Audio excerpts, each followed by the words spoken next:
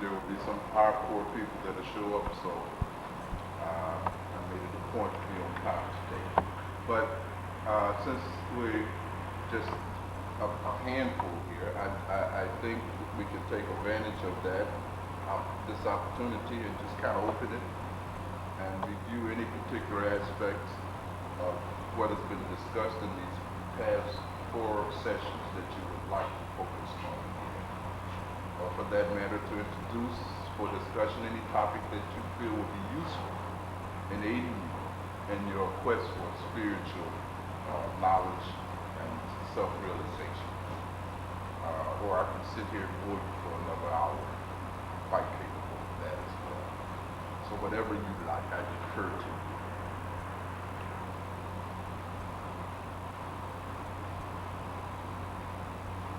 Yes? Will it just have to be on what we discussed for the last few weeks, or could it be on anything spiritual? Yes, provided it is something that will aid you on your quest for self-realization. I want to really talk about more about my ops. More about my ops.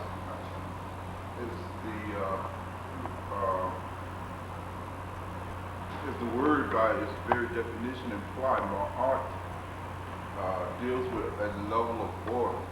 In the ancient Kemetic system, Ma'at was that deity that represented order, harmony, balance, unity throughout the cosmos, and therefore throughout the individual makeup as well.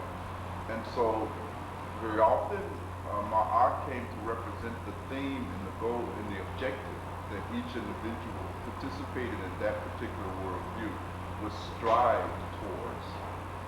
The understanding that unless one is able to bring oneself in order, then it's not possible to find order around oneself. So the ancient African sages had this insight. And so therefore my art became the symbol of the whole quest for the attainment of that kind of internal balance and harmony. And it's the harmony of all of the different parts of oneself, obviously. The harmonizing of all of the faculties in ourselves, etc., etc., etc. So Ma'at is a very crucial concept to comprehend for those who are in search of any kind of spiritual awareness. You can't really attain anything on the spiritual path unless you have order. Meaning, of course, that you have to begin with your outer life. That has to be brought into Ma'at. Bringing your outer life into Ma'at is achieved fundamentally through the establishing of a strong moral foundation. As Khufu, you recall in your studies of Ma'at centers around being capable of making the 42 negative confessions, as you well know. Whenever the soul entered into the hall of justice, where they were having their lifetime weighed to determine whether or not they would be fit to keep company with the Osiриses. They, of course, had to demonstrate that they had been able to achieve a certain degree of morality, a certain degree of mastery, that they had not slandered, they had not lied, they had not hurt, so forth and so on. So these 42 negative confessions that you find throughout ancient Egyptian spiritual literature are indications of the degree of order that those early followers of that particular system aim to achieve in their lifetime, to bring it into Ma'at, to bring it into order. The other levels, of course, that involve Ma'at is once one is finished bringing one's outer life into a state of order, is to bring one's inner life, one's thoughts, the turmoil that goes on into our mind, all of that confusion that exists inside of us, all of that has to also be brought into order. And that becomes the aim, goal, and objective of meditation, yoga, is to bring that internal world that we all live in into order. Very often, you will find that you will not ever see an outer life that is in chaos, that is not a reflection of an inner life that is in chaos. Your outer life is a reflection of your inner state of mind. So in some sense, we really can't talk about the separation between the two. There really isn't. As we start to bring our inner lives in order, our outer life automatically comes in order as well. But For purposes of discussion, we are segregating it. But I want you to understand that there is no seam or separation between the inner and the outer. They are dynamic. But in any event, when we talk about yoga and meditation, we are focusing on the understanding that we have to bring something inside of us into ma'at, into balance. Ma'at is the recognition that everything in the universe has a place, hence the term order. Everything has a time and a place for its existence. And in the ancient systems of cosmology, if you recall Kufu, that as creation involutes down toward this lowest level of physical manifestation, when it came to the point of Ma'at, that is where order got established, so that you would not have chaos in the universe. So there had to be a principle that organizes everything in the universe. And that too is represented by Ma'at. So Ma'at is a cosmic as well as an individual phenomenon. But essentially that's a fundamental understanding of Ma'at. Now of course there's a lot more to go with that, naturally. But for purposes of this discussion, I think that puts you in the right direction. So one aim for establishing Ma'at. I think that while on that subject, we might as well sort of summarize, if you will, the discussions that we've had over the past 4 occasions. And from there, we can open up for any last-minute questions and things of that nature. Would that be all right with you? Since you don't have any questions left, huh? Maybe I'll generate some more questions in your mind. Basically, what we've discussed in these last 4 sessions, where we've been looking at deep wisdom and the whole process of attaining such, we've covered many things. I think what we will do today is simply focus in on some of the major aspects of spiritual development that has to be bared in mind at all times. We've talked so much about suffering, and I want to remind you that after all, it is this personal suffering and misery that we are all individually undergoing that really constitutes the whole foundation of the spiritual search. All human beings are in search of some solution to their personal misery and their suffering, their sorrow, and their confusion. Each of us have adopted our own respective strategies and approaches toward finding solutions to these very, very real problems. And when we review the infinite variety of strategies that have demonstrated themselves in the lives of people throughout the ages, we're certainly amazed to find that in spite of all of our individual efforts, no one seems to be able to really find this elusive peace of mind, this kind of permanent peace of mind that does not whack, that does not waver. And the mystics, of course, suggest to us that there is a way out of this dilemma that we all find ourselves in. And that becomes the whole motivation for the search for wisdom. After all, why else would you search for wisdom? Why else would you even pursue something spiritual if you are not fundamentally in a state of dilemma and suffering and misery? There will be no basis from which your spiritual search could emerge in the first place.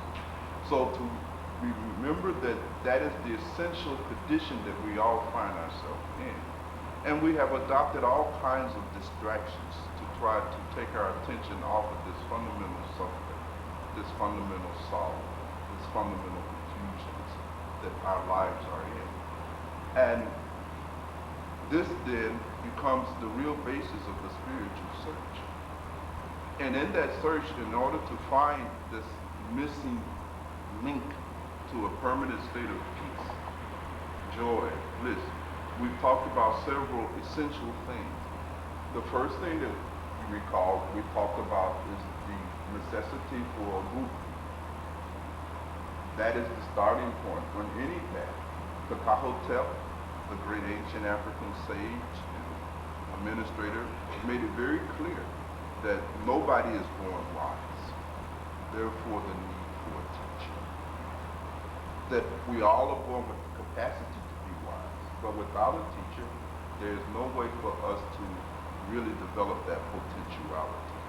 And this is the most critical point on any serious consideration of the spiritual path, is that one has to decide in their mind whether or not they will need to take the help of the Buddha. All mystics, all saints, all sages, across all religions, across all time, culture, have emphasized the fact that without the Buddha, there is no way possible to make any kind of authentic spiritual progress. And this is something that you really have to look into. This is something you really have to really investigate. There's not going to be any way for you to, out of your own suffering, transcend it. And this is really the essence of any spiritual path. Now, I know that might sound really strange for those of us who've been orientated toward the spiritual seeking in the West here, where we've been pretty much convinced that we can do all of these things in and of our own volition. But the reality is that no one has attained any kind of real enlightenment without the aid and the guidance of the Buddha. And that becomes the foundation of all spiritual search, and that is something that you really have to look into. In the West, we have an inbuilt resistance toward these things, naturally, because in our culture, the emphasis is placed on doing your own thing, you see. And that's why it is very difficult for people in the West to make spiritual progress. That's a very interesting observation that you will notice if you look deeply into any of the various spiritual traditions. The whole Western mindset is such that it is very difficult for it to surrender its autonomy and individuality. But such surrendering has to be done in the initial stages of the path. Certainly, a time comes when there is absolutely no need for you to do. That's also true. Absolutely true. But in order to get to that stage, one has to go through and use a Buddha. So we talked a little bit about the Buddha and the function of the Buddha as it relates to the spiritual journey. As it relates to suffering, I'd like to discuss some of the means by which we are able to deal effectively with our suffering. How many are familiar with Buddhism? Buddhamaji, I know you're familiar with everything, so, and I suppose Brother Kenyatta, unfortunately by her association, she has affected you as well. But in any case, one of the most beautiful concepts that comes down to us through Buddhism is the concepts of the three refuges, the three jewels, as we call them. And I'd like to talk a little bit about those, if you like, this morning. Remember, this is the final and last session that we are having out of that 5 workshop sessions. So whatever you didn't get, please feel free to stop me before I go off on some tangents here. This is just an open discussion today, so I have no particular structure that I need to follow. But if you don't have anything in particular that you want to bring to the floor, then I'll continue talking about the 3 refuges that the Buddha talked about and how they relate to suffering. I want you to understand, everything is related back to your suffering. Everything is related back to your sorrow, your misery, the inevitability of your death and dying. Again, in the West, we have a lot of difficulty dealing with the inevitability of our death and dying, our own mortality. In fact, we try to repress this awareness as much as we can. And the mystics say that repress as much as you like, distract yourself as much as you like. The reality is that you're going to die. That is a fact. And you're going to die under circumstances that you're not even aware of, and at a time that you can't even predict. This is the fundamental core of the suffering, the misery. And so the mystics and saints say that, is there a way out of this suffering? Is there a way out of this misery? Is there a way out of this sorrow, this confusion? And they say, yes, there is a way out of it. Instead of seeking refuge in all of the things that we run to. And remember, everything that we are running to, we're running to seeking refuge from this fundamental suffering and this fundamental sorrow. Have you ever thought about it? You run into relationships fundamentally to alleviate your suffering on a personal. on an individual. We are seeking refuge from this very fundamental suffering in all kinds of acts and activities. And what's more important is to see on a personal level how you have been dealing with this suffering. And then you can begin to understand something of the teachings.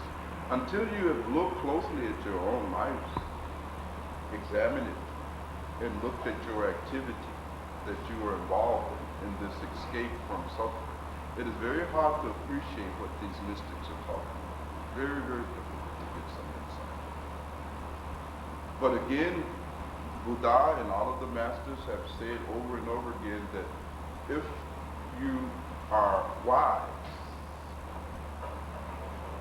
meaning if you have pause for a moment, observe your life. And remember, there is no other way to attain wisdom. Now you can read all of the books that you like. You could attend all of these meetings that you like. You could go on doing this till the end of time, and you will not become wise. Wisdom is not a function of the collection of information and then the analysis of that information. That is not wisdom. That's just information. And information does not transform anybody.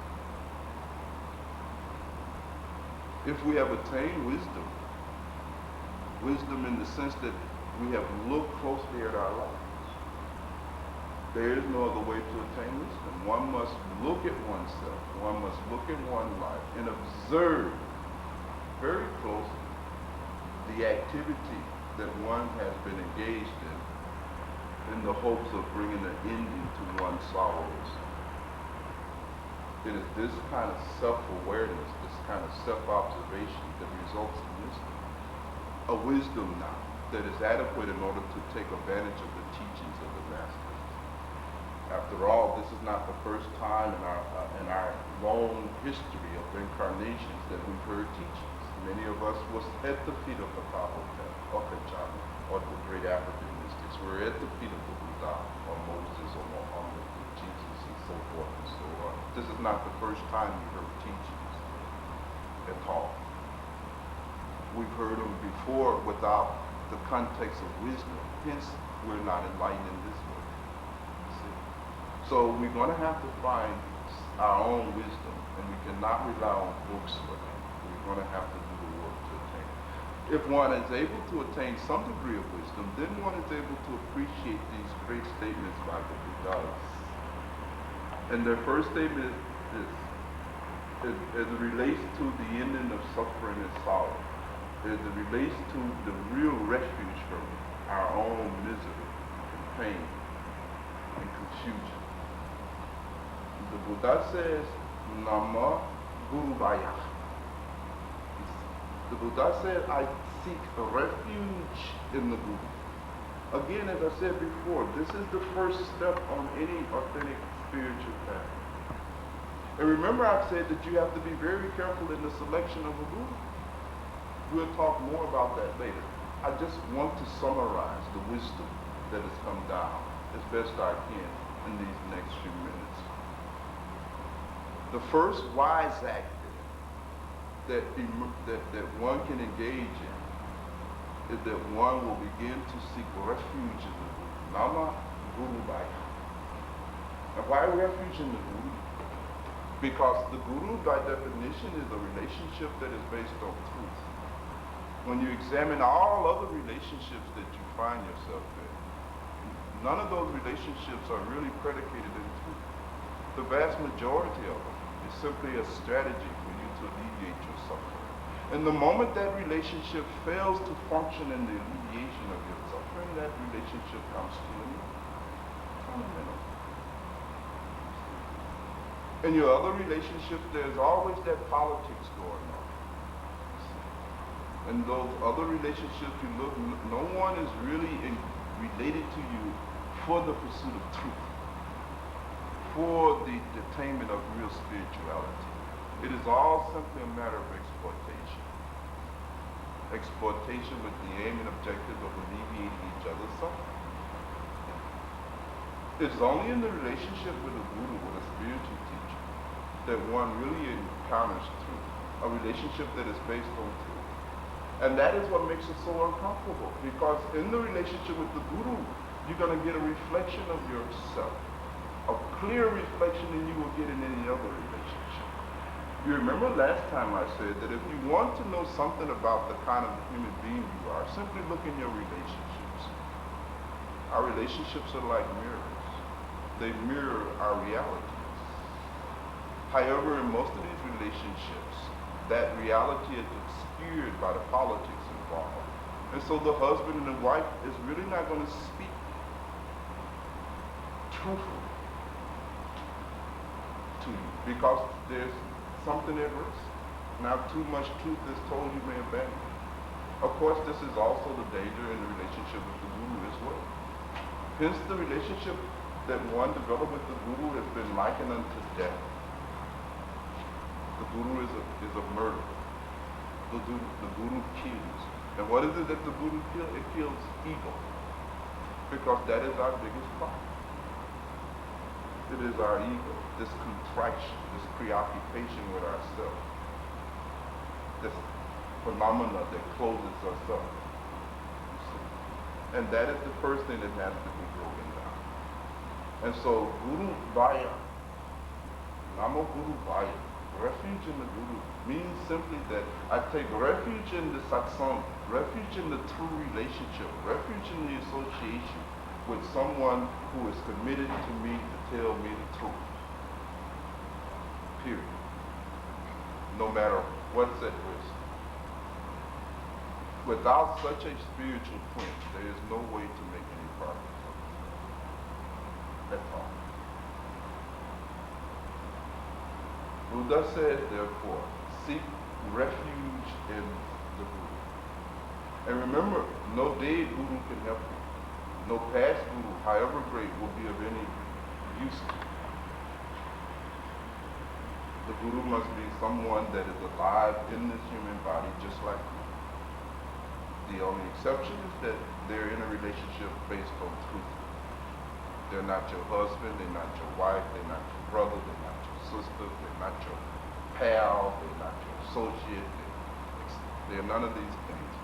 They have only one function, is to act as a mirror so that you may see yourself clearly. And it is this seeing out that serves as the foundation of spiritual development. Is this clear?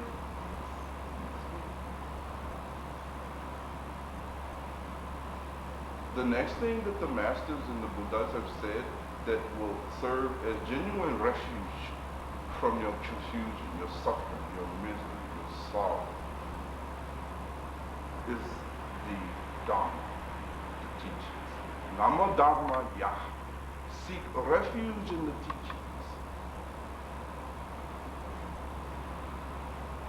Seek refuge in the teachings. The teachings of all of these masters that have come down to us are a tremendous source of refuge. In them you will find solutions, answers to most of the problems that you are having in your life. Across the board. And so we should have the wisdom to take advantage of the refuge that these teachings afford us. And we should turn to the teachings of these great masters and these great saints. Instead of turning to all of the other things that we turn into. Looking at your life, you'll see. What have you been seeking refuge in?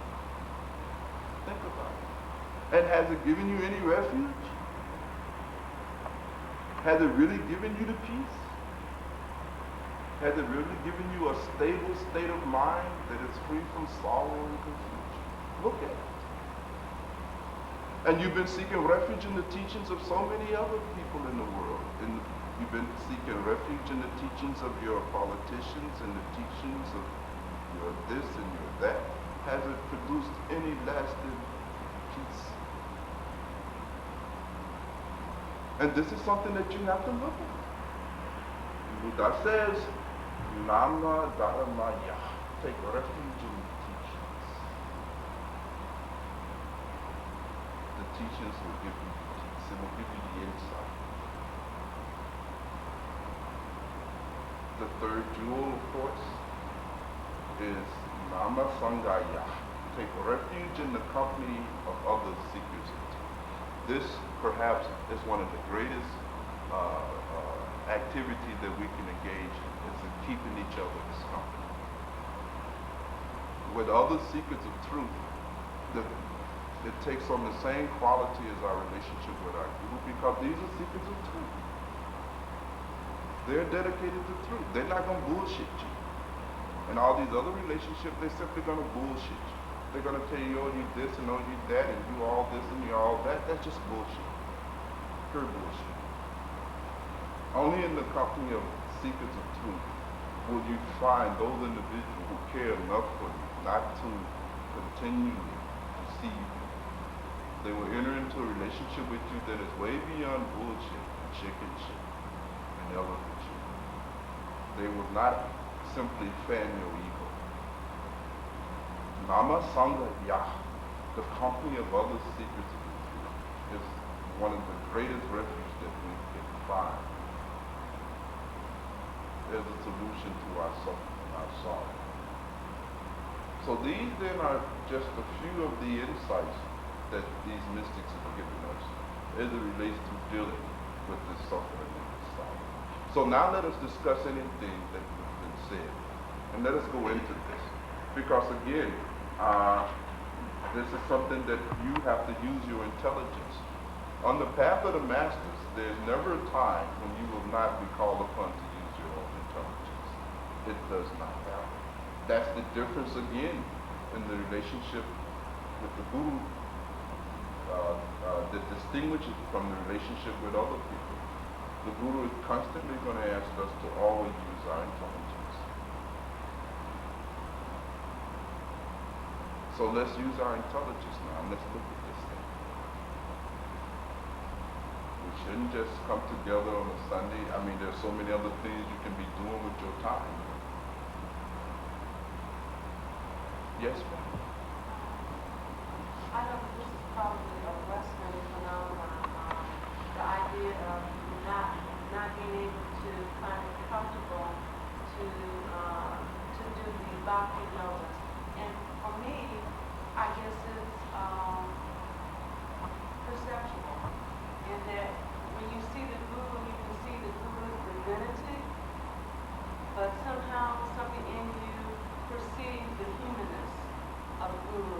Yes. So that dichotomy of seeing the divinity and yet seeing somehow what you perceive, because I'm sure it's perceptual. Yes. How do you get past that so that you can do the bhakti yoga? Yes, that is the first crisis that we all go through in developing our relationship to not only the guru but to the whole path in general. The first thing, of course, is that is the reaction of our ego. It is a recoiling of our ego. You have to remember, Pam, fundamentally, we all suffer from ego. We are on ego. Ego is like a drug. It affects us, much like a drug, in the sense that it causes us to contract, to recoil, to avoid relationship. You remember? Oh, you wasn't here. All right. So maybe you can see June or Dorothy or somebody that went through the series. So last week? Yeah, I got some of that. Well, we talked about the fact that one of the fundamental activities that you will observe in all of us is this failure to, and this avoidance of real relationship. We don't want to enter into real, authentic relationship. Remember, as I said before, that as we enter into relationships, that is always an ego-based ambition. We're entering into relationships always with the eye on how to use this other person in order to alleviate and gratify my own suffering desires. It is always a matter of how they will be able to be used to alleviate my suffering, to take me out of my misery. We're really not in relationship to the person.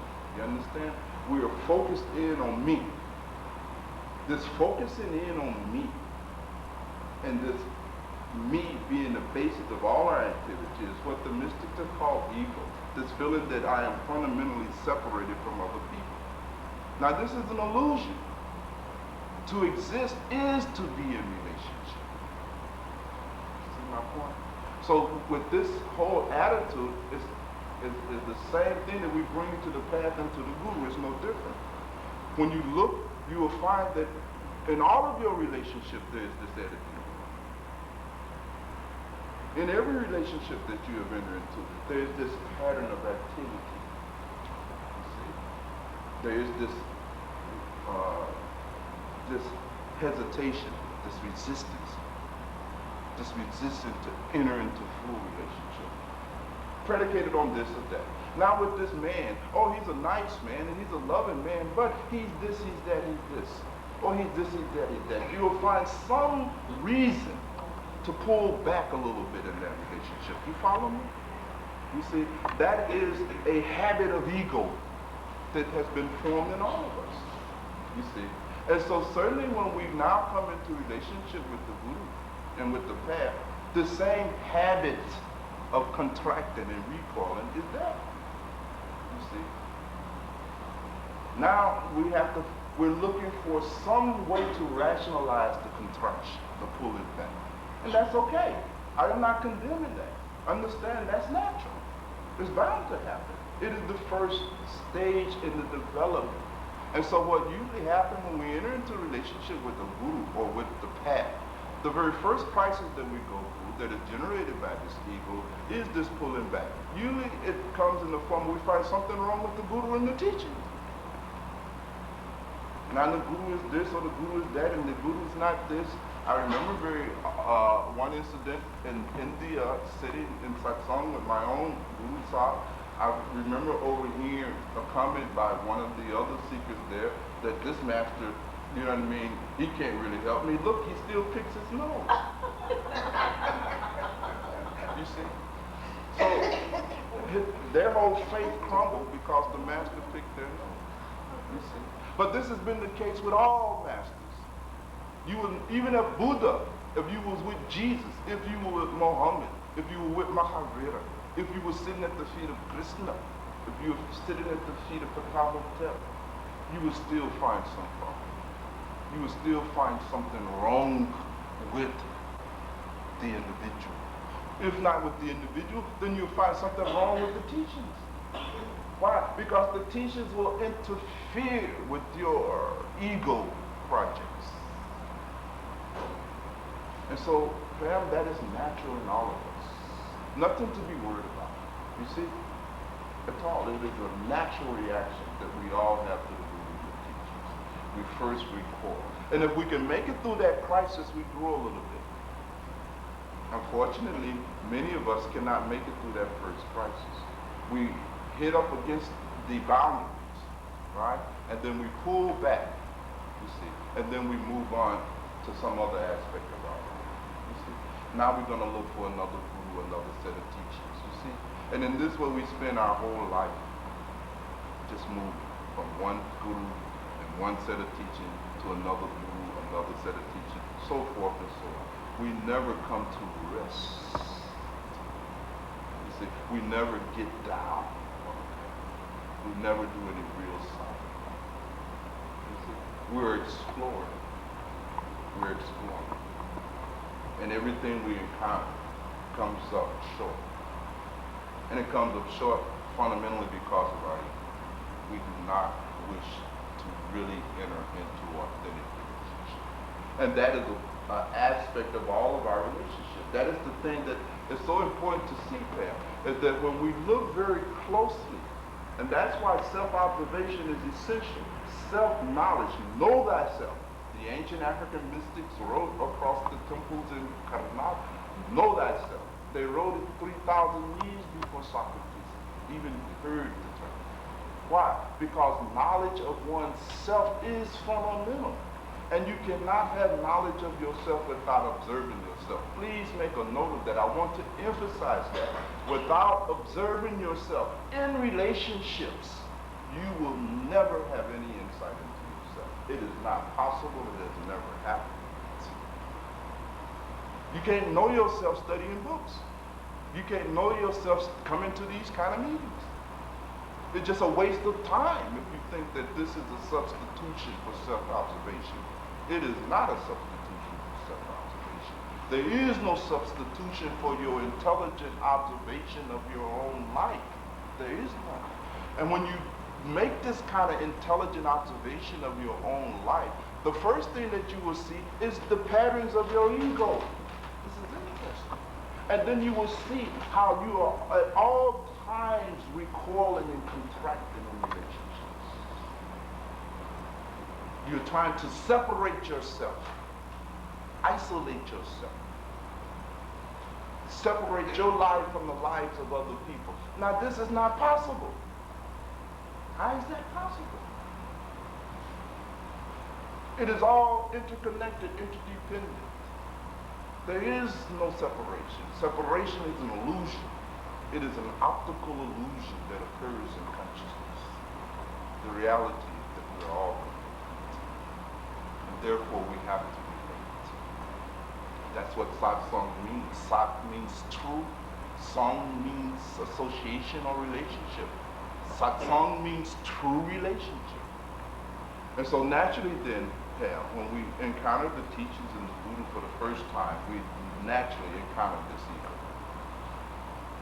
And that is one of the tasks that we all are challenged with. You see? But it's not something that you should feel that's wrong with you. Nothing wrong with you. Other than your ego, of course, but we all have egos. No problem. So that's the first level. Now if we can get past that, then we enter into a second level of the crisis. This is interesting. The second level of crisis is that once we got past that, it's just almost a reverse. Oh, the guru is too high for me, and the teachers are too high for me, and I can't do this stuff. You see my point? Now it's another game that the ego is playing. The ego is saying, well, this is too high. The teachings is too high. There's nothing wrong with the teachings. There's nothing wrong with the guru, but there's something wrong with me. I am too inadequate. Now what they've done is denied the whole basis of their sovereignty. They denied their own divinity. They denied their own Buddha nature. You see? They are now forfeiting their own God potentiality. And again, the whole disguise is to hang on to the ego activities. Now the teachers is too high and all of this stuff here, and meditation is right, but I can't handle this stuff.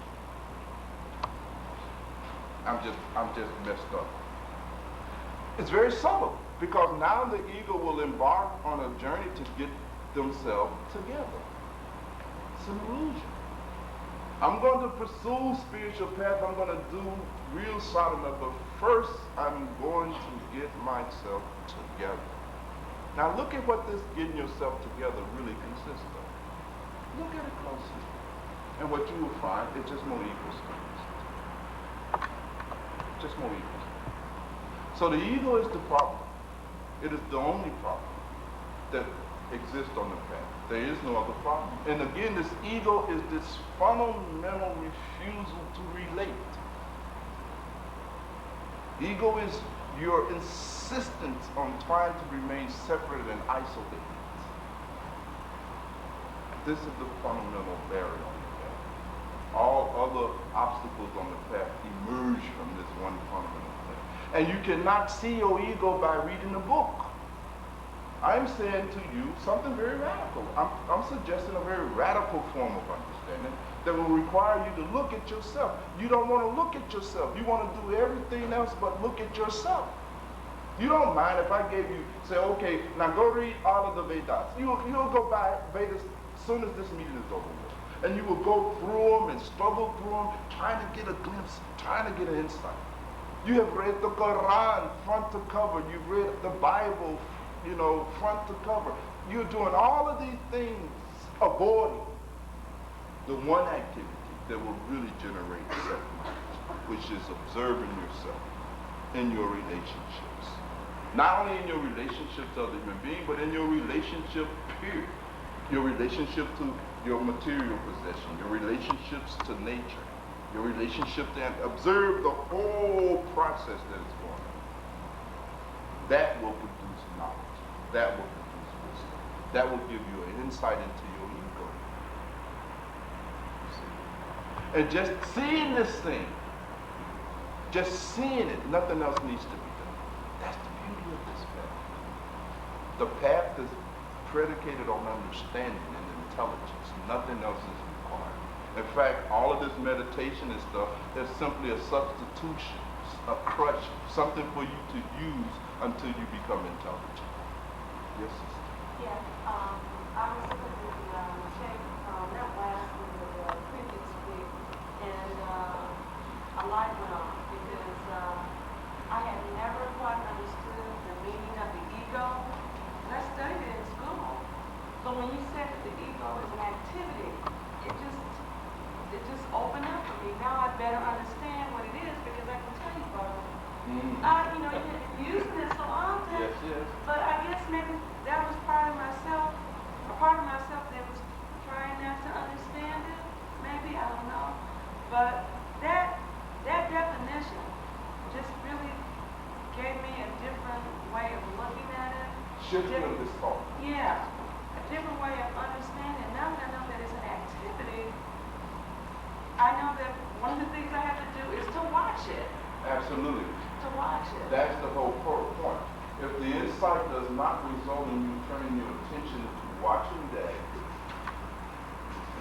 then it would have done no good. Ego is not a thing. People say, I'm trying to drop my ego. It's not a thing. It's an activity. It is a process that you are engaging in continuously. Continuously. And we have to begin to observe the activity that the mystics have called ego. And this is the heart of the matter. This is the heart of the teachings. And this is where the journey begins. And so, these are just a few of the preliminary things that we have to understand. At least this much understanding. And again, all of this activity of the ego is motivated out of one urge, to avoid suffering. You do not want to suffer. In fact, you do not want to suffer, nor do you want to die. And you're going to die. Yes, brother? So, saying that the ego is the activity, and that's what wants to avoid the suffering, Yes. and to avoid dying. Yes. But this activity or ego is in fact an illusion. Yes. So, why it's not the ego, but I'm involved in that activity. And that activity itself is the suffering. Absolutely. And what I desire is to relieve myself of that activity. The ego desires that. Once the ego is dropped, there's nothing else to do. One of the insights we have to understand that there's never been a moment or time when we have really been separated from what we call God. That's not even possible. The separation is only in awareness. It's not real. It's not existential. There is no such thing as separation from God. Has never existed. To be separate from God means to not exist at all.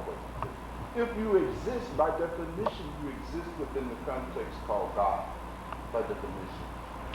Yet there is the illusion that we are separate, right? And the identification with that separateness, you see, that shuts down the actual experience of being in God, which is by definition defined as Sat Chit Ananda, bliss, right? All knowledge, right? All this power, all this stuff, that is our very nature. We exist. Happiness is your very condition. It's not, you don't have to do anything to attain happiness. The problem is stop doing stuff and you will automatically be happy. It's a very radical insight. Happiness is your natural state. Happiness is not an action. It is a willful state. You can't do anything to be happy. In fact, you're trying to be happy is what is causing the misery. Do you understand? It is deep wisdom. You have to reflect. You cannot understand it like you're going to understand a quadratic equation. It's not math. You have to look and understand this. look into your life, observe yourself, and you will understand.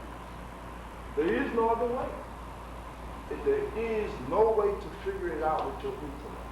There is no way to analyze it into understanding. You have actually to look and see. And all mystics have agreed across the board on this one fundamental point, that by your very nature you are already heaven. Because by your very nature you are God. You see the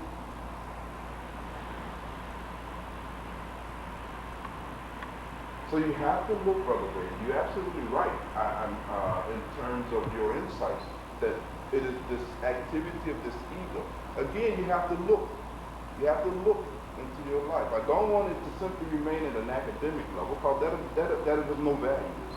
Right? But you have to actually look at your life and see this activity constantly going on. It's not, you're not suffering because of something you've done yesterday. You're suffering because you are presently engaging in the ego activity. You understand?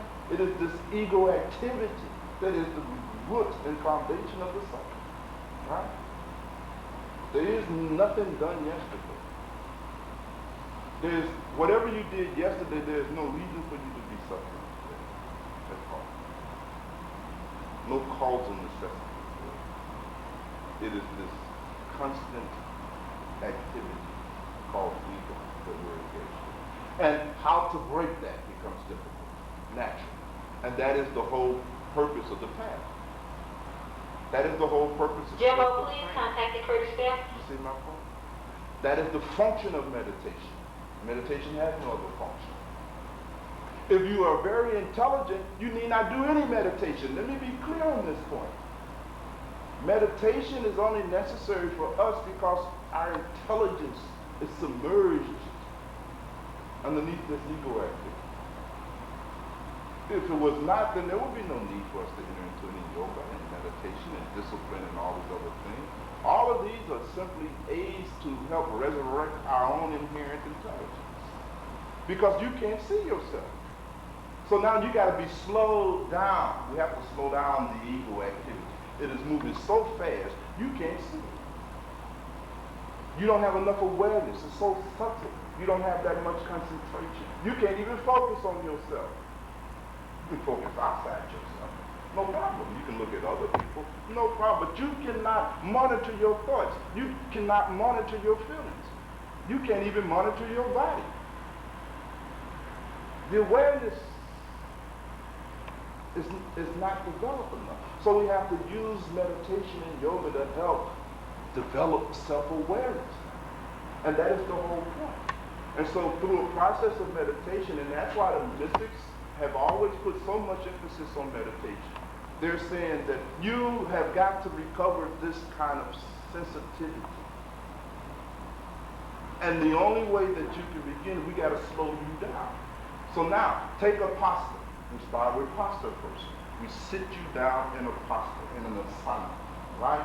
And so now, master this asana. Be still, physically. Just be still. Make this body still. Slow it up, right? Slow it down. Slow it down. And then as you sit in your asana, sit in just the physical aspect of meditation. Gives you much insight. You start encountering all your tendencies. Most of us, the problem of course, we can't even get our bodies down to sit. It is so caught up in that activity, isn't it? Now you sit for 5 or 10 minutes and you're so axed. You say, you got to get up, you got to do something, you're about to explode. It's almost like killing you. That pull of that ego activity that involves the physical use of your body is so strong, and you can't see it until you actually sit. And then you see for the first time, my God. My God. The masters then say, okay, now we have to discipline this mind, slow it down. And so we begin by using a mantra. What you really beginning to see is that all of this process is to enable us to really see the activity of the ego and then to take our attention off ourselves. That is the whole strategy. When you take your attention off yourself, what is it that you become?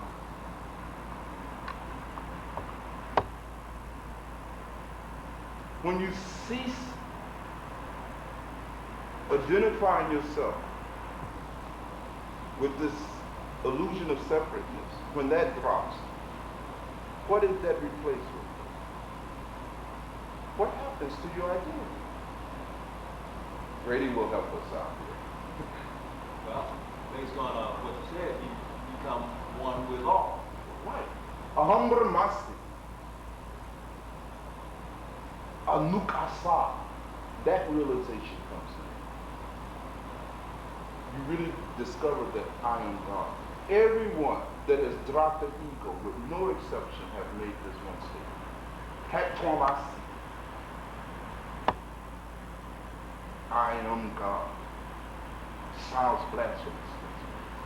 And many of these mystics were killed for making that statement. Natural. Understandable. But the point is that that was the emerging reality that all people have had who have been able to transcend and drop this ego. Once the drop ceases believing it is a drop, it automatically recovers its awareness that it is the ocean. That is the objective of meditation. Through meditation, eventually, that we work hard at this, we hang in there. And it's not an easy thing. But if you hang in there, a time comes when this ego dissolves and the identity just merges with the ocean. Yes, sister? How do you know when you're not acting on ego? How do you know when you're not acting on ego? Well, I think you can almost answer that. Keep going with it. I'm not sure. Because I don't know if you're saying... If you're not sure, then that means you're still acting on ego.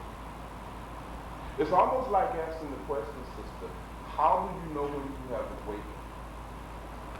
It is a self-evident experience. You see my point? It is self-evident. But I'll answer your question in another way, in terms of experience. When you have begun to transcend that ego, you will, for the first time, you'll notice that your suffering comes to an end. If you are still suffering, if you are still being disappointed, if you are still confused, if there's still misery and sorrow in your life, know that the ego is alive and well. These are the symptoms of being strung out on ego. You see my point? You still have all these problems. You're still very confused. You're still trying to manipulate things in order to alleviate your suffering. This is an ego activity. This is symptomatic of an ego. When ego is dissolved, then one simply comes to a state of rest. There is no more suffering. Can you pick the ego back up? Sure. Why not? Of course. Ego has a function. Don't misunderstand. These mystics have access to all of the entire totality of being. Certainly. It's just like picking up the mind. You see? You need this mind to talk, to communicate. We're using the mind to do this, right? So these becomes tools that can be used, certainly. So the ego is necessary. Certainly the ego is necessary. Certainly it's a tool, it's an instrument. It is something to be used as such. The problem is your total identification with it. It's like clothes. Now we all have our own clothes, but we know these are not us. At least I hope you understand that these clothes are not you, right? They're something you're using, right? We have shoes, we're using these things. These are things we use, they're not us. We understand that distinction. The ego of mind, imagination, all of these things are like that. So, it is a very different thing. Anything else? Yes, sister? Okay, you said that people are really told that they don't have to meditate. Well, I shouldn't have said that, should I, Dorothy?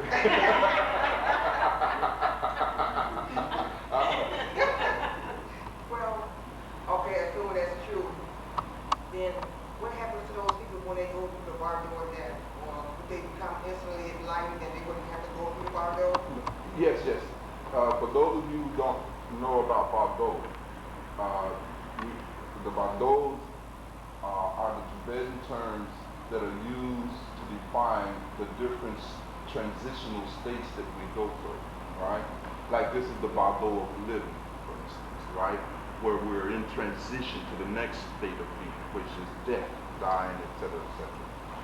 The other question is that those who have developed intelligence, right, do they undergo the Bhagwan, dying, in the painful way as it has been described? Absolutely not, because we're talking about real intelligence, right? When one has resurrected one's intelligence, it is the same, it produces enlightenment. You see, you can attain enlightenment through what we call Gyan Yoga, right? Just through sheer intelligence. Not intellect. Making a distinction. Intelligence. How do I define intelligence? Intelligence is the ability to observe oneself and everything else. That's intelligence. Right? To observe. To see. Now, Dorothy, when we can see that all of this drama that is going on around us is essentially Maya, essentially unreal, impermanent. One of the problems is this, isn't it? That because we have this ignorance in our minds, in us, we're not able to see, even at the level of ego, that everything that you are trying to manipulate, everything that you are trying to do to alleviate your suffering will fail because everything that you are grasping in is impermanent. It has no substantial reality whatsoever. It is a projection of your own mind. Seeing that, you cease gravity. Now, what happens in the Bhagwan of dying, Dorothy, that makes it so painful? It is that the ignorance is there, right? The attachments that we develop to all these people. The discovery that, my God, I'm losing my whole world. That's something. You know how upset you get when you lose your job. That just discombobulates you, throws you all out of whack, causes so much suffering. In the Bhagwan of dying, you're going to lose this whole world. You're going to even lose your physical body. You lose in all relationships, and you remain conscious.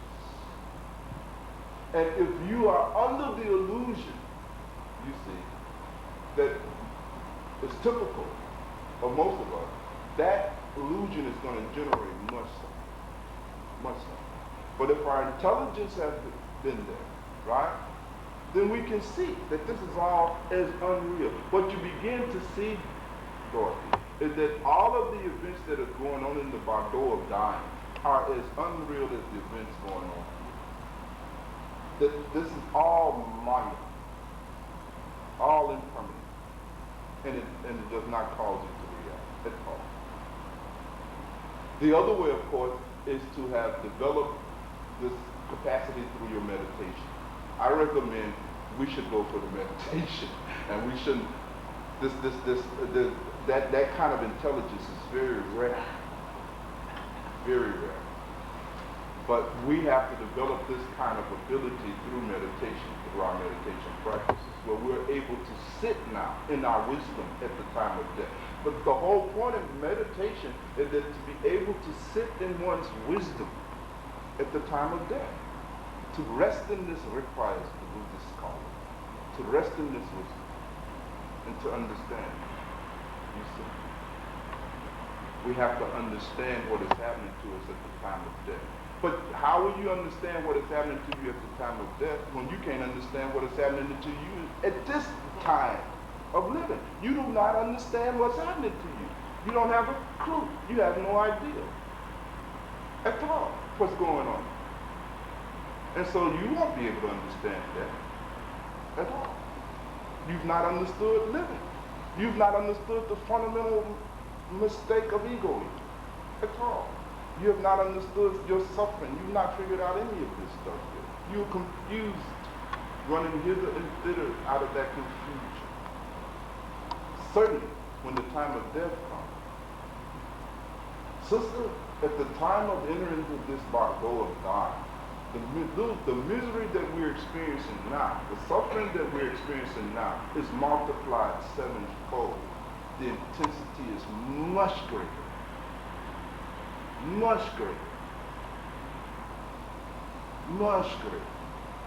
That's why Patal Rinpoche, the great Buddhist mystic, said that you must practice in this Bhagwan of living. You must get this right. Remember, death is not optional for anybody. And you're going to die. I don't care what you call yourself. Buddhist, Hindu, Muslim, Afrocentric. All of these are just labels on the surface. None of that stuff goes past you. At the time of death, it's not going to matter what the hell you call yourself. It's all. And there will be no time to look it up in the book. There will be no way to run to some meeting somewhere. None of that stuff is going to help you. Either you have got the insight or you don't have the insight. Either you have been practicing meditation and achieved it, or you've just been blessed with natural intelligence. Now don't play games with yourself. Don't start thinking, well, you know, Bhagwan, I got this intelligence. Because look at the suffering in your life. See, I don't want you to run with that. You see, I want to give you a way to really, truly examine and make sure that you don't put yourself accidentally in the same category with a Buddha, right? Or with a Mahavir. Because I know we all have that tendency to promote ourselves when it comes to these things. But I want you to fundamentally to see is that our problem is that our intelligence is at a very, very, very, very, very submerged level. And we have got to get this meditation. Because as Dorothy pointed out, the Bhagwan of dying is hospital. And you are not going to be able to handle it. You can't even handle life. And you can't run away from it. That's the whole activity of the ego. Ego tries as best it can to repress the awareness of death. That is an ego function. Ego's whole activity is fueled by the belief that you will not die. That's fundamental for the ego to run full pedal. I'm going to have plenty of time. You're under the illusion of time. In fact, you don't want to die. What you're looking for is some kind of path, some kind of teaching, some kind of religion that allows you to survive. Is this ego, but forever? That's not going to happen. This thing is over with. This ego is out of here. You see? Yes, no? So what I'm hearing you say is that the ego, this activity, is seeking to continue forever. Right. It is the ego that is involved in religion. It is the ego that is involved in the spiritual path initially. You're on this, you respond to these teachings, you're looking for a guru and all of this stuff, because you're looking for someone or some path that will help preserve your ego forever after death. That is not going to happen. That is not going to happen. And yet this is what you really are looking for. That's really what you want. You want to exist forever as Bhagwan, or as Dr. Peace, or as Brother Kenyatta, or as Satra, or as Khufu, or as Pam. That is not going to happen. You want to sit somewhere outside of time and space, look back down on this birth, because you don't know nothing about your past life. You think this is the first time you're here, but you want to sit from your imaginary region, spiritual region, and looking at your wife and your children as they grow up. This is all nonsense. That is not going to happen. You are out of here. That is it. This ego, this identity that you got, this is a one-shot phenomenon. Think about it. You've had millions of identities. You've had an identity in each incarnation, haven't you? You have no recall of that ability. But in that incarnation, when you were thinking you were, instead of Rose, you was a John then. And in that incarnation, Rose and John, you did the same thing. John tried to, right, live forever as John. Where is John? Gone. You don't even remember. It's the same will be the case with Rose. She's out of it. You see? She's out. And that is what makes the bardo of dying so painful, because the bardo of dying really essentially is your conscious experiencing of the dissolution of your ego. It is painful. It is like being eaten alive. Have you seen in the wilderness when animals are caught by a predator? Have you watched that? Some of you seen it on TV, I'm sure. A lion now grabs the wildebeest and just start eating it. Just start eating it. Wow. And the wildebeest is screaming and kicking. The wildebeest is being eaten while alive. That is what death does. Death eats your ego while you are alive. And it is horrendous. The suffering is immense. Death will eat you alive. Will eat up this rose, eat up this bhagwan, eat up this kafu, eat up this Bhagwan, eat up Kenyatta, eat up Guru Maharaj, eat up, will eat you all alive. Sangarai will eat you while you live. And that is painful. But it is not going anywhere. It is profound. Yes, sister. In African systems, they talk about the belief in ancestor worship. Mm. And they believe that once their loved ones have died, their ancestors are still with them. And so is that superstition? The belief that their departed loved ones are watching over them and have love for them and guide them. Is that untrue? Well, you see, sister, you have to know more about the bardos. You have to know more about what happens now after death. After the dissolution of that, during the rebirth period, and all of these other things. You have to begin to understand that when a person dies, they don't even know they're dead. That's the first thing. Strange, right? It takes a while to realize that you're dead, right? And in that sense, you see, these ancestors of ours are still lingering on. But then it depends on what you call an ancestor. The ancestor is not the name of the individual. Although in African tradition, they try to keep the name alive. The African tradition said that as long as someone remembers the ancestor's name, that ancestor lives. Right? But that ancestor lives where? In this person's mind. You understand? That ancestor has already reincarnated as a snake that was running across the grass. You understand? Don't confuse cultural tradition. And you have to understand something about all ancient Africans were not enlightened, obviously. And just as today, you have a lot of people who are practicing a form of Christianity that is about as full of superstition as anything you can imagine. The same was the case in African times. The Ra system, the Osarian systems, you see, had collapsed. They had collapsed even before Mrs. hooked up the two lanes. You understand? Spirituality was already on the wane. You understand? And so a lot of these practices that came down were the corruption and the misunderstanding of the reality.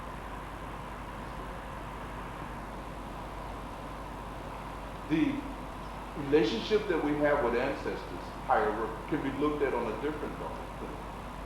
The understanding is that we are always in relationship. I talked about the fact that we have to see our relationships.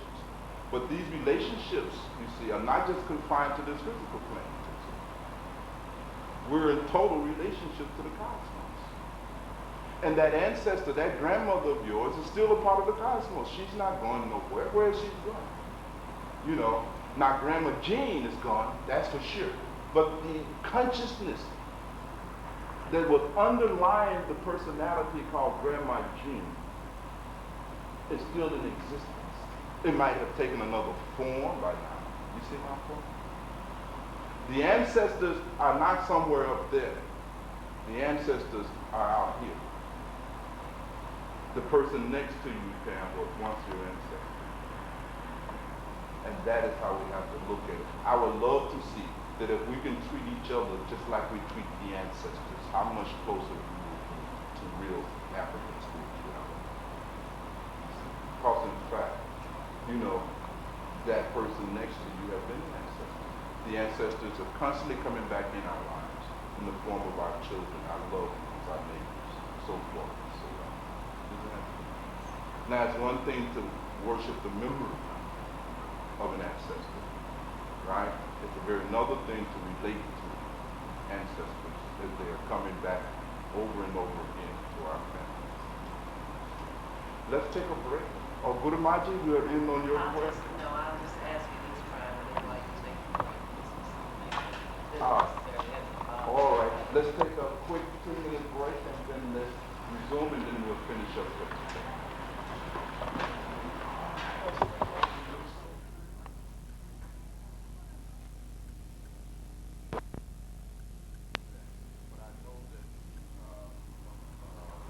One or two of you at least were interested in the initiation. And so what you should do if you are interested in the initiation, I think after we finish today, I'll go over here in the little cafeteria area, right where they have the coffee machine, and we'll sit there and I will talk to you and we'll put together a time, place, and etc. And we'll go from there. But in any event, we'll finish up whatever we can finish up in the next half an hour or so. And again, taking any route you like. Yes, Okay. Sister Dorothy. This is another Bhagwan question. Yes, good. I love to talk more questions. Huh? I can't help it. Now, about meditation and learning how to deal with the bardo. Now, suppose you're a person who's going to be on that path a little time and you haven't become enlightened, but you're trying to meditate. I mean, doesn't that count for something? Will that ease your suffering a little bit? That's a loaded question, isn't it? I'm serious. I mean, The Bardos make you very serious, don't they? yes. Well, you see, the only thing that relieves suffering in the Bardo is the level of skill you have attained as it relates to meditation. It makes no exception. You see? It's skill. If you have unfortunately been initiated and have done one day of meditation, you see, you're still going to undergo some stuff in the Bardo. The question is, will it help a little bit? I think I've illustrated that by way of a story, and if I may, Dorothy, I'll tell it again. And the story is about the mother of Sariputta. Sariputta, if you recall, was one of the disciples of the Buddha who attained enlightenment as a result of following Buddha's instructions. And after he had attained enlightenment, you know, Sariputta, like all people who have attained enlightenment, was filled with compassion and wanted to help as all sentient beings also to attain the state of enlightenment. That is one of the characteristics of one who has become enlightened. You see, they reach out to others. They don't isolate themselves. There is no ivory tower going. You see, with that enlightenment comes waves of compassion that forces you, literally, to reach back and to help all other struggling sentient beings to also attain. And Sariputta was non-discriminating in that effort. And he even wanted his mother to attain enlightenment, you see. And so one of the mantras that the Buddha used in the training of attention was the Om Pani Mani Om mantra. And so Sariputta wanted to have his mother start practicing this mantra as a means of developing the meditative state of the mind. Okay? And of course his mother was not hearing none of that. You see, his mama was quite a different kind of person with a whole entirely different set of karma, and she didn't want to be involved in this Buddha nonsense and all of this other stuff. And Sariputta, you know,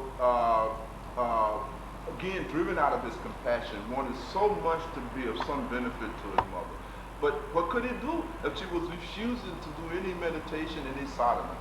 So kept harassing her, and finally she agreed to one thing. And Sadhguru said, look, okay, Mom, I know that you're not going to really seriously apply yourself to meditation. But he said, I'll put a bell over the kitchen door, okay? And would you just do this much for me? Every time you go through the kitchen and that bell's ring, would you repeat this mantra? Om, Padi Mani Om. And he said, okay, boy, I'll do this, but you better leave me alone, and I don't want to ever hear you say nothing else to me about no Buddha, no teachers, no nothing, right? And so they made the deal. And so Sadhguru kept his bargain. He did not harass her anymore from that day on. And she kept her part of the bargain. Every time she would go into the kitchen and the little bell would ring, she would say the mantra, you see, and then go on about her business. She would just say it one time. It turned out, though, at the time of her death, her karma was such that she went into one of the hell realms. You understand? And as she entered into the hell realms,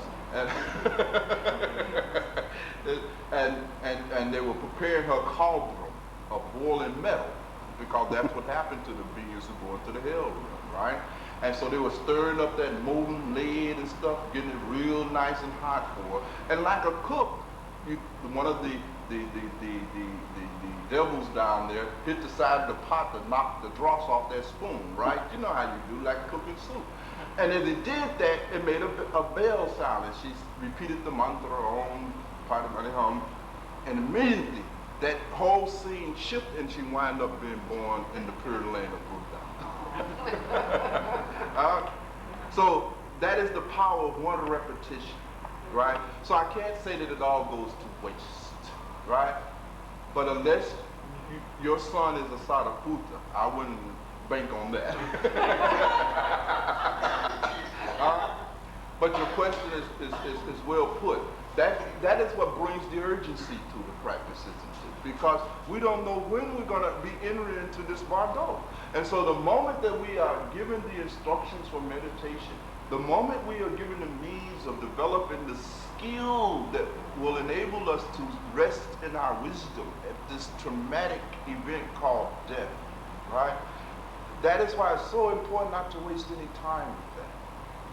But the truth of the matter is that your suffering will be proportional to your lack of skillfulness. And therefore, in this bardo, we must develop that skill of taking our attention off of all of the phenomena that is going on around us. All of the phenomena that is occurring within the context of our consciousness now. All of the distractions in this world. You see how distracted we are?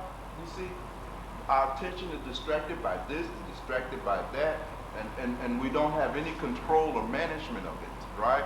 In the same way, if we enter into the painful bardo of death, and we still lack the ability to manage our attention, then we have no other perforce but to undergo the experiences that is going to be generated. You see my point? You cannot withdraw from phenomena. And it's just that phenomenon at the time of death is going to be far more brutal and painful and frightening than this phenomenon. Now, some of us, of course, are scared of this phenomenon called life.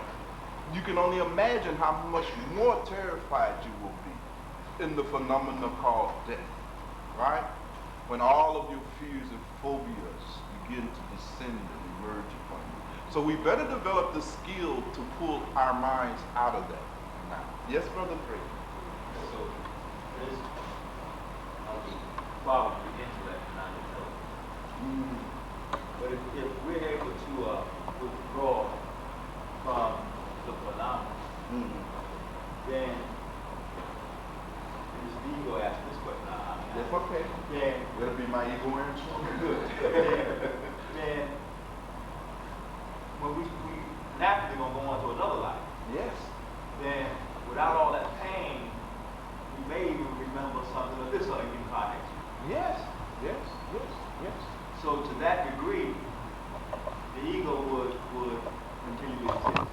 The ego will, even going through the bardo of dying, at his death it dissolves. Right, it is dissolved. Now, what happens on the other side of death, the reformation of ego takes place again. But it'll be a different ego, right? But it starts off with a little recall from this previous birth, right? But as you move further into the bardo, they call it the Dhamata bardo.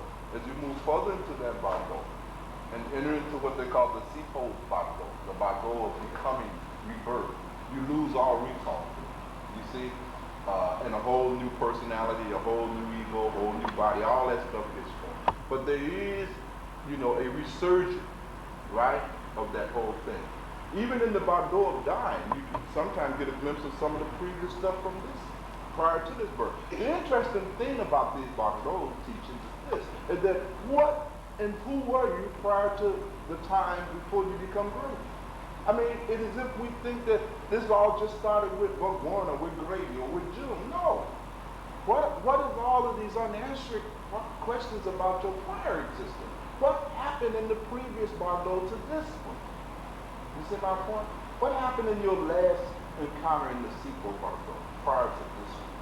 Right? Where is that personality in? What was his life in? Was it even a he? You might have been a woman. We don't know, right? So all of this stuff goes on. You see? All of it goes on. But Dorothy, the question is focused on right to the point, because we do know the next Bhagwan from this one is the Bhagwan of dying. That's the order.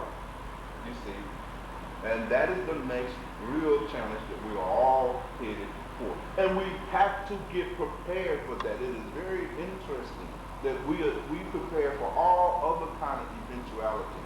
And none of us are seriously preparing ourselves for this one event that you know is going to go down. And that is madness. Yes, Sister Rose. You made a statement and stating that you don't realize that you did. What do you mean? It takes a while. What happens sometimes, you see, let's say if you got sudden and you just flash through all of the stages. Because again, if you are too undeveloped, you won't even pick up any of that stuff at all. And your life ends sudden, abrupt, right? And it's like you go unconscious for a while, and then you wake up from that unconsciousness. Much like you wake up each morning from a deep sleep, and you wake up again, and you wake up with all these old memories and association in your mind. You don't know that death has happened yet, you see. And you still think you are alive. That is the tragedy that happens to so many of us. That when we enter into these after life Bhagwan, without the realization that we are dead, we're still trying to get back into our old life. You will see your wife, your husband, your children, your family. I mean, all of it. You will feel like you have a body. I mean, it will be all the same experience, you see. Just as this experience is real, the Bhagwan experience feels just like the reality of this experience. It is not less real than this. I mean, it actually feels real, just like this feels real. But here's the interesting thing. This itself is a Bhagwan. See, this is deep. You have to see Dorothy on this. The reality, Dorothy is the house Bhagwan experience. Right? The reality is that you are having this whole experience that you call living from the same spot that you will be having the experience of death, from the same spot that you will have the experience of rebirth and everything.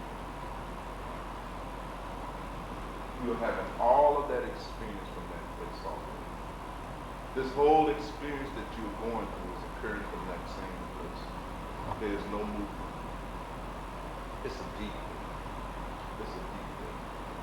And that is why the mystics say that you have to begin by understanding that this Bhagwan and all of the stuff that is going on in this Bhagwan is unreal.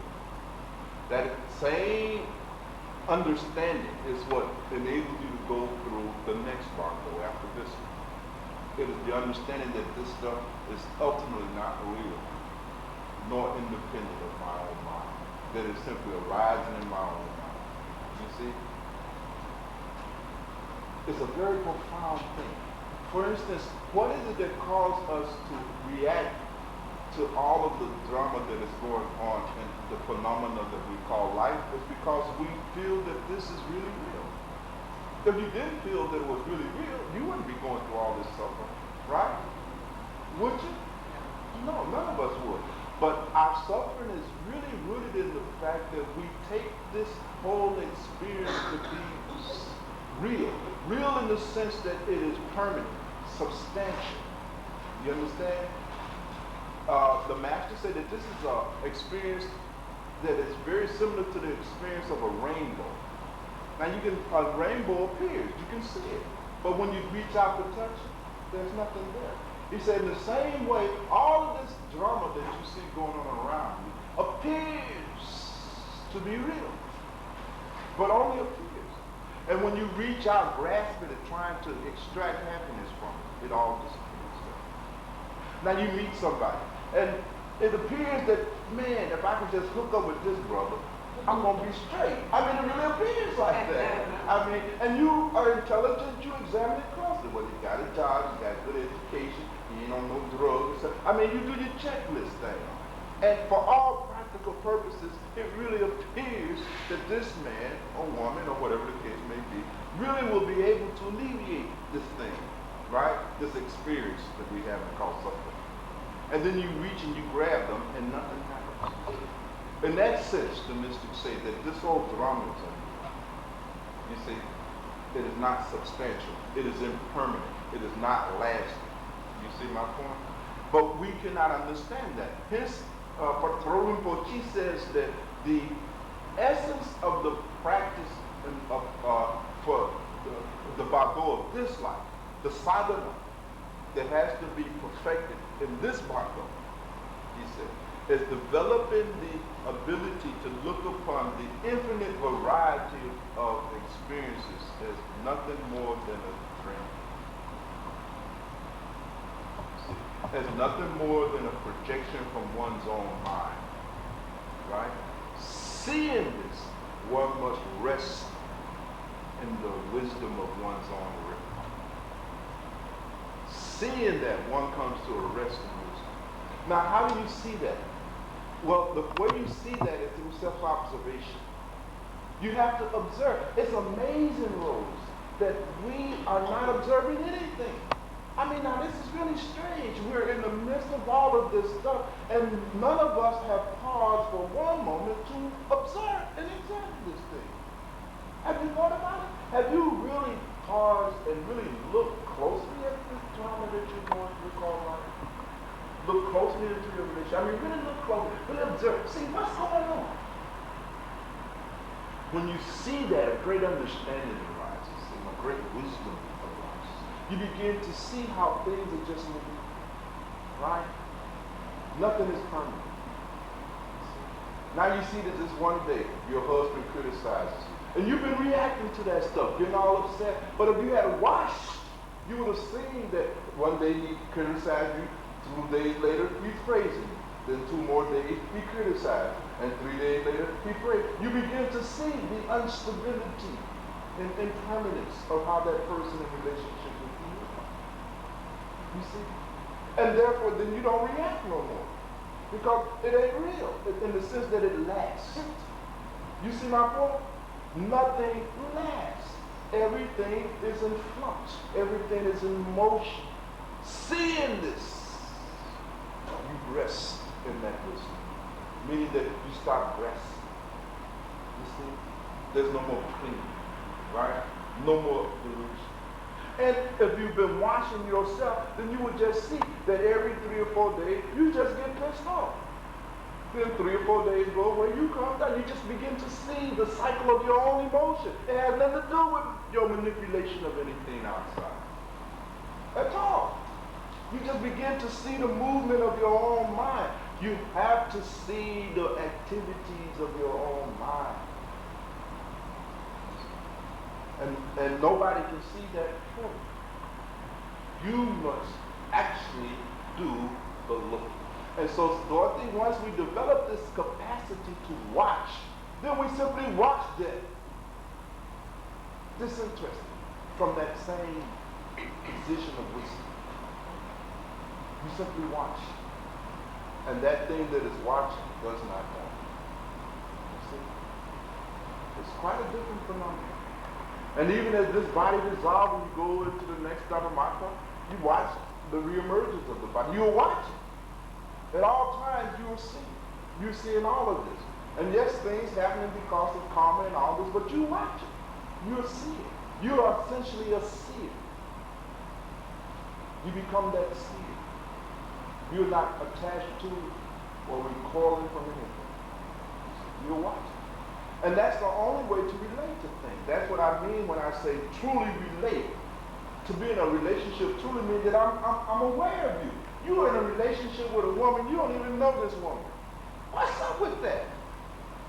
How can you call it a relationship? This is your wife, you're in a relationship, you don't know nothing about the woman. That's all. Yes, you know some superficial things on a superficial level, but you never observed. You really have never looked at her. You don't understand her. And because you don't understand, hence the conflict. All conflict is a result of failure to understand. If you understand, how can there be any conflict? But you cannot understand unless you look. So all of this then depends on our capacity to observe. And if we can do that, then not only will we be able to take this ability into the next barcode, but we'll have it forever, no matter what's going on. So we have to start with this barcode. Everything starts with this barcode, this living barcode that we're in, what we do with it, how we handle it. And that again becomes the function of meditation, isn't it? You see? Meditation is a great opportunity. Yes, Chief? So we don't take aspects of our ego into the new reformation? Only as we emerge momentarily in that. We have these old memories, but all of that eventually drops off. The only thing that we take from one life to the next life, June, is tendencies. Tendencies, what we call some scars. Did we talk about that? All right, you'll make sure that June gets the tape because we want to make sure, because I won't be able to reproduce it all. But it's like tendencies. Now you was asking how did karma come into it? Karma is nothing but the expression of tendencies. We all have created certain tendencies through habitually engaging in certain activities, right? I mean, you do a thing over and over again, right? That sets up a habit. That sets up a tendency. Now you are predispositioned to behave a certain way, right? This predisposition is the ground from which karma emerges. Karma means action, right?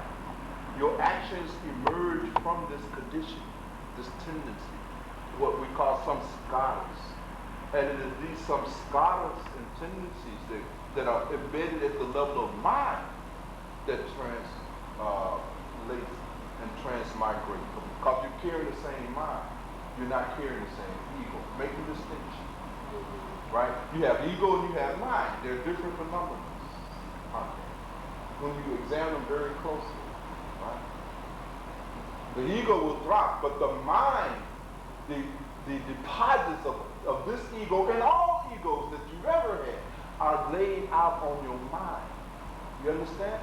So in this lifetime, in your mind, you are carrying the impressions from the ego activities from every life you ever lived in, right? Now Rose, there was a couple of those lifetimes that we really got to look at now. So is that how people, is that what they mean when they, deja vu? Deja vu experiences where look like you know this person, you've been there before, now you know you've not ever been there in this lifetime. Where is this coming from? It is coming out of some of this stuff that was stored, seeds, some scars. You see, it's there. Certain tendencies that you bring. Now some people are just born in this life and they have great musical skills. Now they never taken any lesson, they just, you know, these Mozarts and Chopins and people like that. Just sit down and compose music. How does that happen? You see, the tendencies is there. We also bring negative tendencies as well as positive tendencies. You see? And some people bring in tendencies to kill. Now they're just good at killing. You see my point? They have that tendency, that's some stuff. So doing what is transmigrating from bottle to bottle is the mind and those tendencies in the mind. And the mind is constantly generating a form that enables it to express these tendencies. The mind is what creates the body. The body is a physical form of mind. So this mind is a series of impressions from previous. Experiences. Yeah. Whenever consciousness has an experience, it records it in the mind. Right? And that creates tendencies. Right? It's profound. You will have to really kind of sit and study it a little bit. There's a lot of literature on that now. And I'll make it a point to try to remember some of those books. Because you really have to kind of study to get an insight into it. It's not so easy as to be able to lend itself to a quick discourse. But the basic drama, phenomenon that's going on there, consciousness is having an experience. That experience is being recorded in mind. Mind is setting up tendencies, right? Mind now creates forms and so forth and so on. And you're all the way out to this drama. Great, you got it, right? You brought up the question is that the ego is activity. The ego is that activity. Okay. Mind creates activity. Yes. And I guess the question that came up is that since ego is activity and the mind creates activity, so when we go to the next incarnation, and we carry the same mind, or the entity that I am, which is the same mind, which is available to everybody, the tendencies create the action or create the activity, which creates the new ego. Right. There you go. That makes sense. Yes. The tendencies create the activities that generate the ego. The new ego. Because remember, there's billions and trillions and zillions. I don't even know a number large enough to indicate the amount of tendencies. Infinite tendencies, man, going. And so, Go ahead.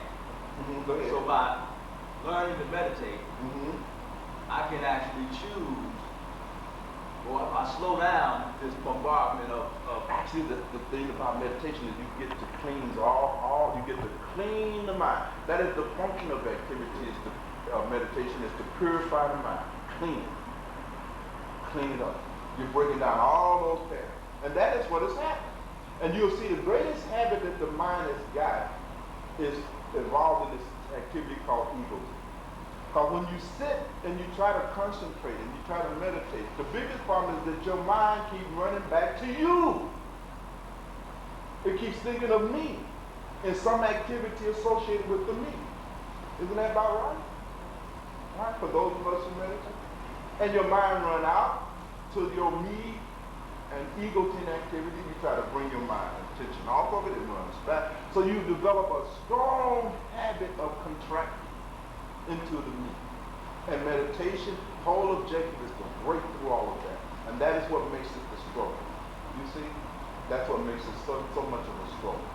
But through meditation, we're able to transcend that. The real ideal, Brother Grady, is to transcend the mind. Transcend it.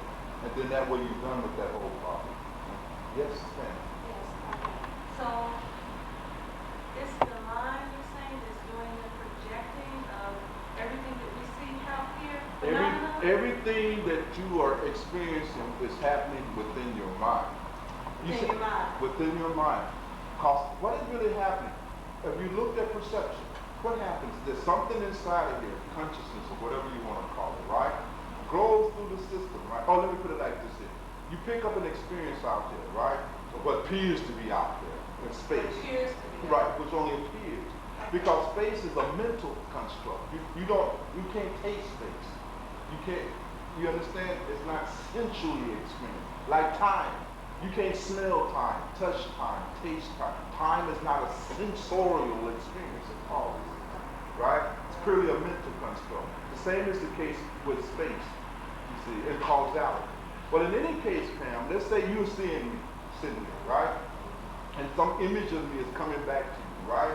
Light is involved here, right? And all of these other things, they come and they hit the eye and they go along the optical nerve, transform now into that whole thing is transforming the brain, right? And the syntax, right? And then you having an experience inside of yourself, of me here, right? But all of that is inside your own mind. At no time are you ever able to go outside of your own mind at all. So it's the eyes that project it, but it's still happening within your mind? Yes, all of it is happening in the mind. Because our mind, something is interpreting the experience. categorizing experience. So is consciousness different from mind? Consciousness itself is different from mind. Mind has no consciousness of its own. Y'all going deep today, huh? Mind is defined. Mind, there is no thing called mind. Mind itself is a process. So, okay, am I understanding you correctly? When you said that consciousness is, mind is within consciousness, is what you're saying? Yes. Everything is within consciousness. Let me put it like this here.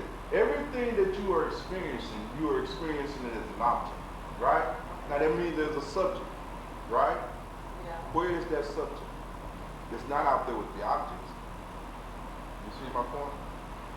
Where is the subject that is having the experience at? Yeah. Within.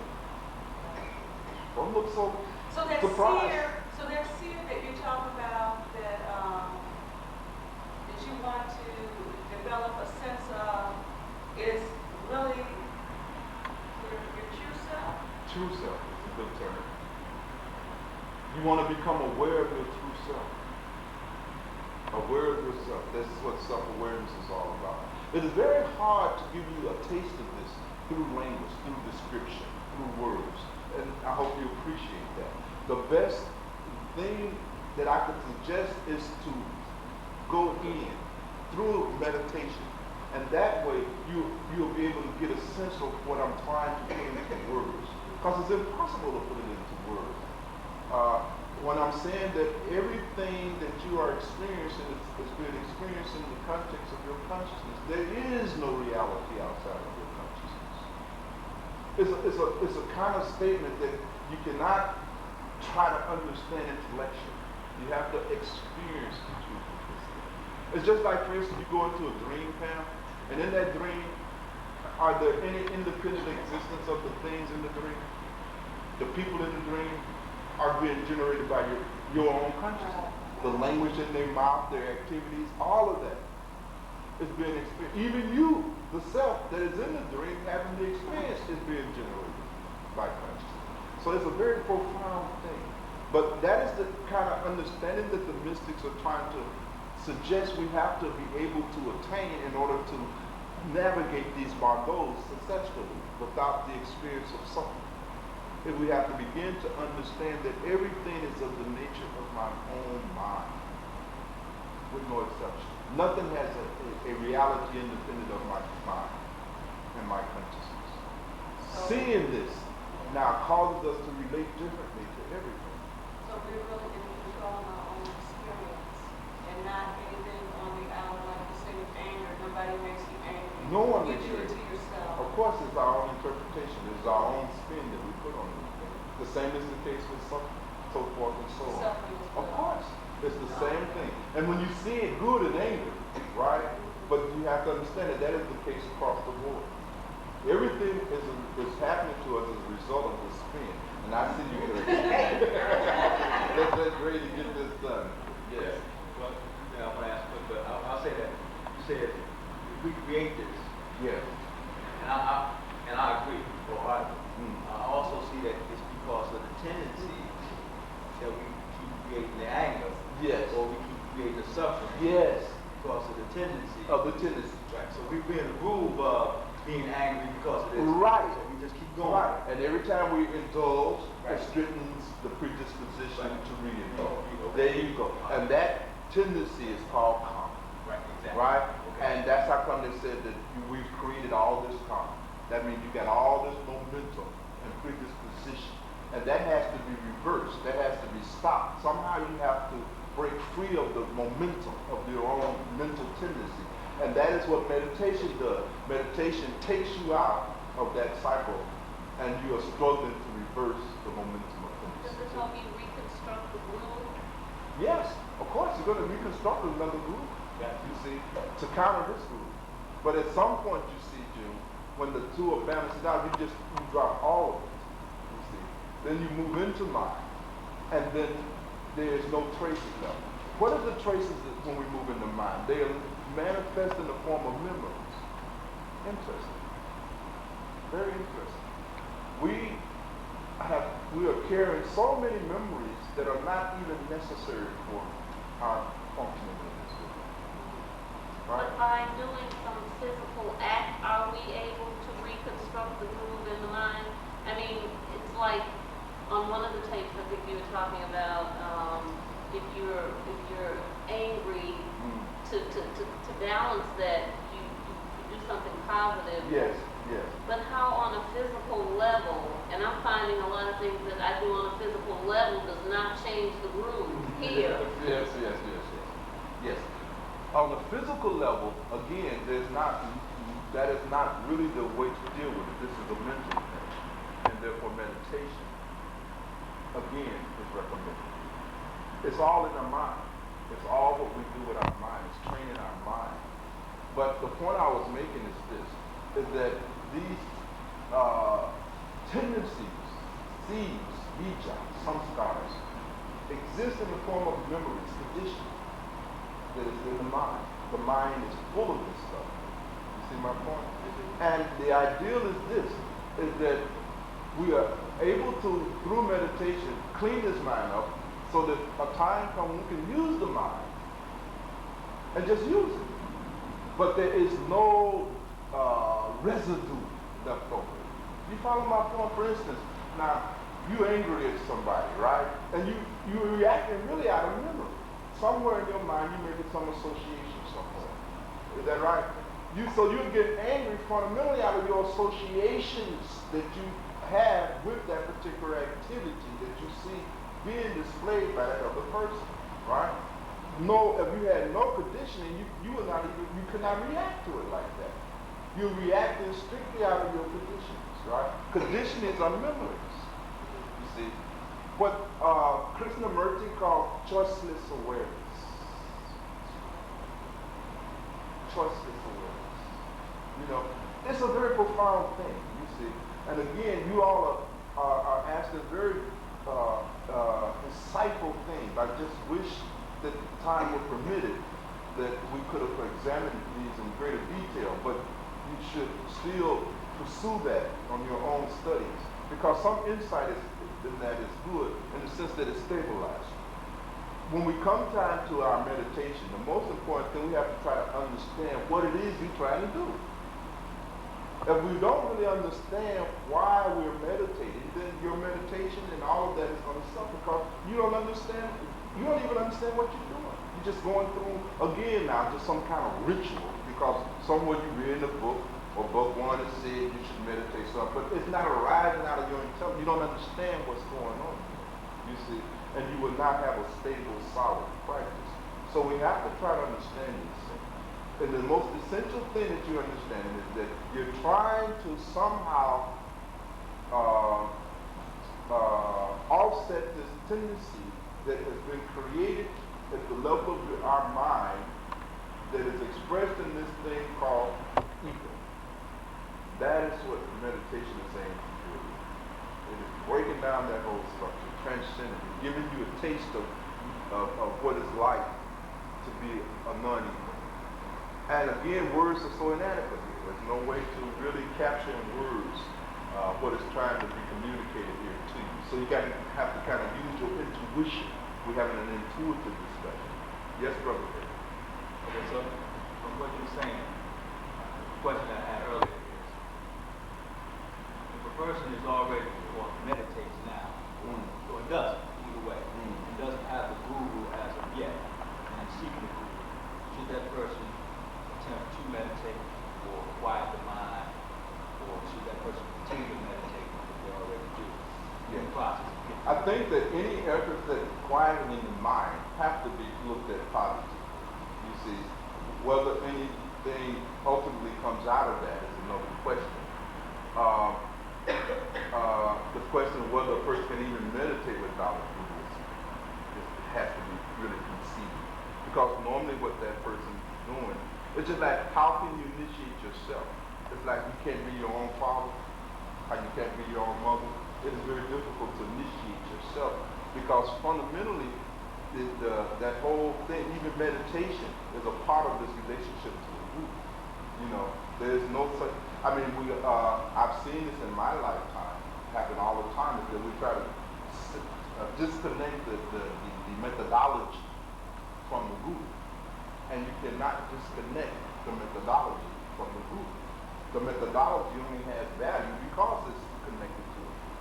But in all of our minds, we try to do that, you see. And that is why the mystics are continuously reminding us that in yoga and meditation and all these things, the number one thing is your relationship to the guru. You see, that's the number one thing. And so our question whether a methodology ultimately is of any real value, disconnected from a guru, you see. I wonder if that has any value at all. It's certainly better than going out killing somebody, so I suppose in that sense, you know. But whether it's going to get you somewhere, I'm very doubtful of that. I don't know of any incidents where it's taken anybody in, you know, at all. It's in the same category like reading books and stuff. It's not taking you. It's just circular movement. Yes, ma'am. If killing is an experience of the mind, like most of our experiences are, then why do we pay karmic debt? I mean, you will experience karma is the whole law of karma will always prevail, Joe, as long as we see everything as being real. You see my point? If when you kill or you do any action that you believe to be real, then that real action is going to produce a real consequence. You see my point? So it's whatever you take to be real. Your karma will reflect that. But karma ultimately is in the mind. Ultimately, there is no such thing even as karma. Now this is radical. But you're asking questions that is taking us in those directions. But when I say that ultimately there's no such thing as karma, then that can easily confuse you. Right? Because then you start thinking that, well, I can do anything I want. No, for you, karma is real. Why? Because you take all this to be real. By definition. So karma is also real. So these are just really the kinds of questions that can go on all night here, right? They're interesting questions, and I don't mind indulging in them. But the bottom line on the path, of course, is your meditation. That's the bottom line. And that is the whole idea behind all of these meetings. Hopefully we all come out of here with the understanding that it's only by meditating that you're going to develop that skill that's going to help you in this life and particularly at the time of your death. And that's what you really got to be worried about.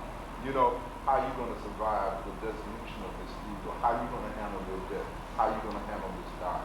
And that's the thing that you got to get right on. The other thing, how to deal with this suffering. When they used to come to the Buddha would send out before he even entered into the village a list of 10 things that he will not even discuss while he's in the village. Because, of course, when the Buddha is coming, so many people are coming out. They got so many questions about so many things. And the Buddha would make it very clear to those villages that he's coming into that he's only there to discuss real deal. He said, don't ask me nothing about God, don't ask me nothing about higher region. We're only going to talk about suffering and the ending of suffering. So in some sense, you see, sometimes we can get too far off on a tangent, you know, a little ahead of ourselves. The thing that confronts most of us, our reality, is how we're going to deal with this suffering, how we're going to deal with this confusion, this sorrow, and the inevitability of our death and dying and all of the horror associated with that. That's where we're at. And meditation is the only suggestion I have for you. Meditation and observing yourself. Those are the keys to this yoga, this path. You must seriously start observing yourself. And you must try to meditate. If you don't do those two things, then there's nothing I can do to help. There's nothing that can be said there. And that's the whole thing. That's the essence of this. So, yes, Lord. Yes, this is the last day. We can spur it a little bit. Related to karma and reincarnation. He said, to attain a human body, you must have done something merit.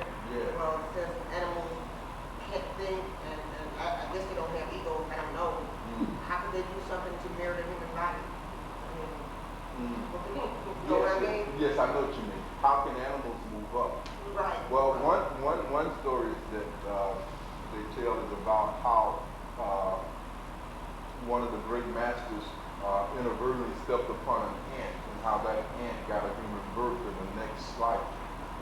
So perhaps, Lord, there's more based on the grace, you see. But you have to understand something about karma. After that karma is exhausted, there's another cycle that you go through that gets a whole nother form. You see, you're not locked into that form forever. Each form that we get is had simply in order to give expression to a certain kind of karma, a certain portion of our karma at that time. We all have infinite karma because we have had infinite birth. And that karma is both negative and positive, right? It's full of so many tendencies. And so many seeds have already been planted in our lives. And whenever the conditions that are right for those seeds to come into fruition occur, then that is what happens. The bodies are like that, you see. Now let's say that you got some impulse somewhere deep down inside of you, some desire, some urge to kill, some urge to do violence, to harm, to hurt somebody. All right? Now you may go 4 or 5 lifetimes and you'll never give a chance to express that. But somewhere down the road, you will get a body that allows you to express that urge in yourself, even if it's 100 million lifetimes. So at the end of the period of karma, that form shuts down. You understand? All of these forms are forms that we are taking to accommodate a particular portion of our karma. It does not exhaust it. So you will be an animal, you know, as long as that is necessary for that portion of your karma. Then you may go into a platform. You see, you may go up, you may go down, you may go anywhere. The question you were answering, Dorothy, is this, that it's based on the assumption that you started off as an animal, and you did not. You see, we started off in a position, you see, that enabled us to create the good karma, right? In the bad karma. So maybe you start off human, Yes. Of course. or maybe some Yes. other universe. that Yes. prevent us. Actually, you started off God. Well, yeah.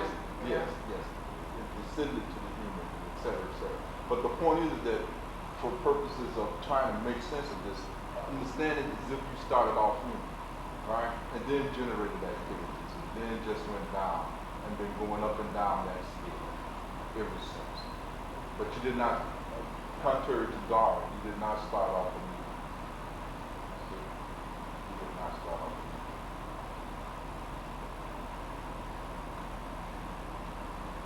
Have I exhausted you, right? No. So, we will take a recess for a few weeks, I think, with some rest, and then we will resume. And hopefully, during the interim, that you all will have had some time to really think about all of these things that have been said, not only in this satsang, but in so many other satsangs as well, as it relates to meditation and all these other things. And I think the only thing that I can say that will be of any real, true, and lasting value to you is that when you are searching for your refuges, remember, you know, Nama Guru Baya, find refuge in the Guru, find refuge in the initiation that the Guru gives you. Maharaj used to always say, I remember Lord Pam in my days of doubt, I had days of doubt. And I can remember writing a long, haranguing letter to Maharaj, full of these doubts, expressing all these doubts, you know. And Maharaj responded back and said, brother, you can tell by your letter you were all upset. I was upset about this and upset about that. But I remember in closing, P.S. After all, he addressed all of the other issues, you know. But he wrote a P.S. back to him and says, remember, he said, never have any doubt in your issues.